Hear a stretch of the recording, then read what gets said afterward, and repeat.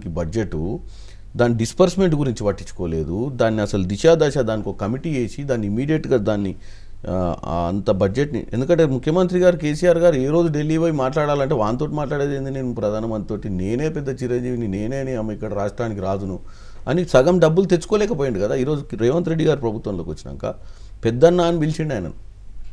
దాని ప్రజలు తప్పు. కేంద్ర రాష్ట్ర సంబంధాలు దెబ్బతినమంటారు మీ పరిపాలనలో? 100% మాకు ఓటేసినంత సేపే పార్టీ, ఓటేసిన తర్వాత మా ప్రజల మాకు వేసినటువంటి భువనగిరి ప్రజలైనా రేవంత్ రెడ్డి గారిని ముఖ్యమంత్రి చేసిన తెలంగాణ ప్రజలకైనా 100% మాకు రావాల్సిన వాటా, తెలంగాణకు రావాల్సిన వాటా తెచ్చుకోవాల్సిన అవసరం ఉంది. అవసరమైతే మనం కట్టే ట్యాక్స్లు ఎంత కడుతున్నామో దాంట్లో కొంచెం కట్ చేసి మనకు వెనుకకు తెచ్చుకోవాల్సిన బాధ్యత ఉంది. ఎందుకంటే మనం కష్టపడ్డ పైసలే మనం సెంట్రల్ గవర్నమెంట్కి ట్యాక్స్ల ద్వారా కడుతున్నాం. మనం ఎంత కడుతున్నాం అనే దాన్ని చూసుకొని ఇక్కడున్న పరిస్థితులకు మనం, ఎందుకంటే పెద్దన్న పాత్ర పోషించాల్సిన నరేంద్ర మోడీ గారు వాళ్ళ పాలిత రాష్ట్రాలకు డబ్బులు ఎక్కువించుకుంటా గుజరాత్ మోడల్ అంటాడు. ఏంది గుజరాత్ మోడల్ అంటే మొత్తం అటే పెట్టుబడులు పెడుతుండు కదా. ఇవాళ గుజరాత్లో అంబానీ ఉండు, అదానీ ఉండు, అంతా గుజరాత్ వాళ్ళే. మరి ఇక్కడ కూడా ఎందుకు తయారు చేసలేడు? ప్రతి రాష్ట్రానికి ఒక అదానీని, అంబానీని తయారు చేయొచ్చు కదా. ప్రతి రాష్ట్రంలో ఉన్న వ్యాపారవేత్తలను వాళ్ళ మాదిరిగా మల్టిపుల్ అవకాశాలు ఇవ్వచ్చు కదా. రేపు మీరు పార్లమెంట్కి వెళ్ళే ప్రశ్న ఎదురు, కానీ పార్లమెంట్కి వెళ్ళబోయే ముందు మోడీ హవాని ఎలా ఎదుర్కొంటారు చెప్పండి? పార్లమెంటుకు పోయే ముందు మోడీ హవాని ఎదుర్కొనేది ప్రజలు. ఇప్పుడు నేను కాదు, ఓట్లు వేయాల్సింది ప్రజలు. 30 రోజులు ప్రజలు మిమ్మల్ని చూస్తున్నారు, ఈయన ఎదుర్కొంటారు, ఈయన మనం కనుక గెలిపిస్తే అక్కడికి వెళ్ళి మన తరపున పోరాడతారు అని. మోడీ హవా నడుస్తుంది అనేటువంటి ఒక భావన ఉంది ప్రజల్లో, దాన్ని ఎట్లా మీరు? సార్, మీరు ఒకటి, హవా అనేది ఎన్నికలప్పుడు ఉంటుంది. గెలిచిన తర్వాత పార్లమెంట్లో నేను ఒక సభ్యుడిని, నేను అక్కడ మోడీ హవాని ఏం పట్టించుకోదలుచుకోలేదు. నేను అడగాల్సింది నేను అడుగుతా. అక్కడికి వెళ్ళాలంటే దాటాలిగా. మీరు అందుకే చెప్తున్నా, ఇక్కడ గెలవాల్సిన అవసరం ఉంది నాకు.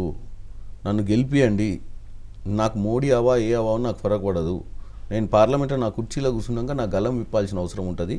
మీకోసం నేను గల్లం విప్పుతా. మనకు కావాల్సిన డెవలప్మెంట్ చేయించుకుంటా నేను. ఎందుకంటే ప్రజాస్వామ్య దేశంలో ఓట్లు అనే తర్వాత డెవలప్మెంట్ అనేది ప్రయారిటీ.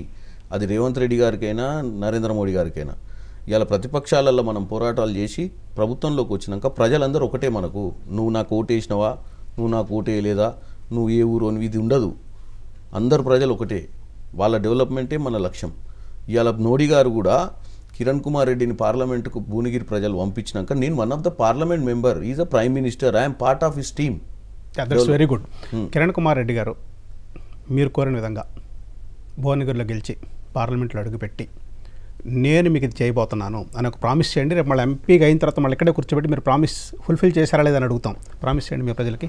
నేను భువనగిరి నియోజకవర్గ ప్రజలకు ఒకటే చెప్తున్నా, నాకు మీరు ఈ ఎన్నికలలో ఓటేసి గెలిపిస్తే మీకోసం నేను ఇటు రాష్ట్రంలో ముఖ్యమంత్రి గారితో, అటు కేంద్రంలో అప్పుడున్నటువంటి ప్రధానమంత్రి గారితో, ఎవరితోటైనా మన నియోజకవర్గ సమస్యలు వాళ్ళ దృష్టిలోకి తీసుకెళ్ళి మంత్రిత్వ శాఖలో రాష్ట్రంలో ఉన్నటువంటి మంత్రులు కానీ, అటు అధికారంలో ఉన్నటువంటి ఢిల్లీలో ఉన్నటువంటి సెంట్రల్ మినిస్టర్స్ కానీ మనకు రావాల్సిన నిధులు తీసుకురావడానికి రాత్రి పగలు కష్టపడి మీ జీవితాలలో ఒక మార్పు తీసుకొచ్చే ప్రయత్నం చేస్తా.